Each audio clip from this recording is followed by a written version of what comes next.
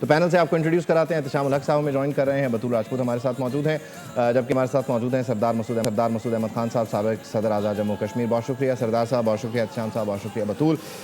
آپ سے شروع کرتے ہیں. مسعود صاحب, تھینک یو فار جوائننگ اس. یقینی طور پر یہ جو جشن حق ہے یہ ممکن نہیں تھا کہ اگر جو آپ کہہ لیجئے 7 مئی سے آنورڈ ہم نے جواب دینا شروع کیا اور پہلے ہم امن کی بات کرتے رہے, تو بنیادی طور پہ ہم نے دنیا کو دونوں ہی صورتیں دکھائیں. یعنی امن پسند پاکستان جو یہ بتاتا رہا کہ اگر آپ ہم پر الزام لگا رہے ہیں تو آ جائیے مل کر تحقیقات کر لیتے ہیں, اور دوسری صورت یہ کہ ہمارا جو ڈیٹرنس کا لیول ہے وہ بنیادی طور پر آپ اگر چیلنج کریں گے تو آپ کو پھر منہ توڑ جواب بھی ملے گا.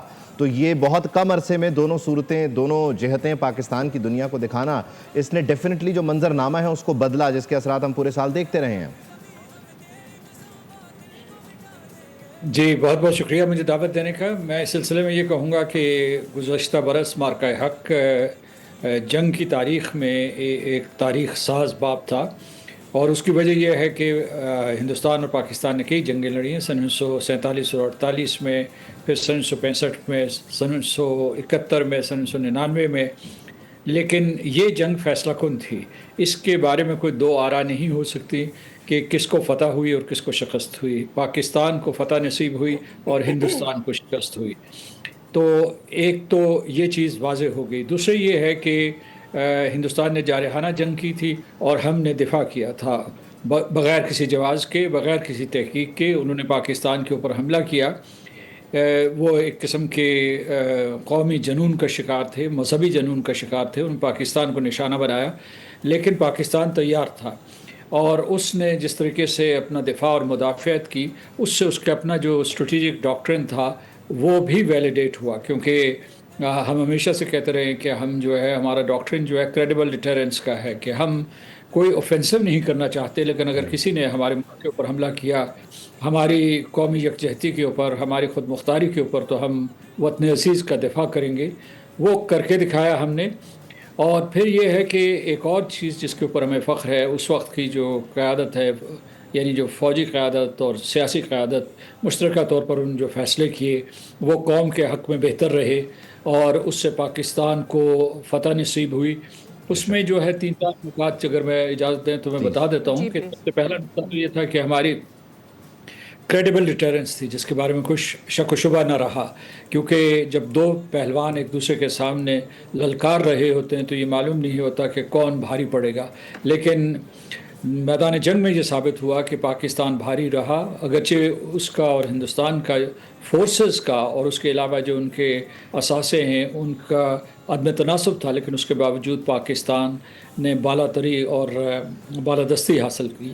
دوسرے یہ تھا کہ اس میں ایک کوآرڈینیٹڈ اور انٹیگریٹڈ آپریشن تھا, جس میں آپ نے دیکھا کہ کس طریقے سے پاکستان کی ایئر فورس, پاکستان کی آرمی, پاکستان کی نیوی اور نئے پلیٹ فارمز پہلی مرتبہ میدان جنگ میں استعمال ہوئے, جس میں سائبر وارفیئر ہے, ڈرونز ہے, اس کے علاوہ میسائلز وہ PL-15 ہو یا دوسرے میسائل جو ہیں.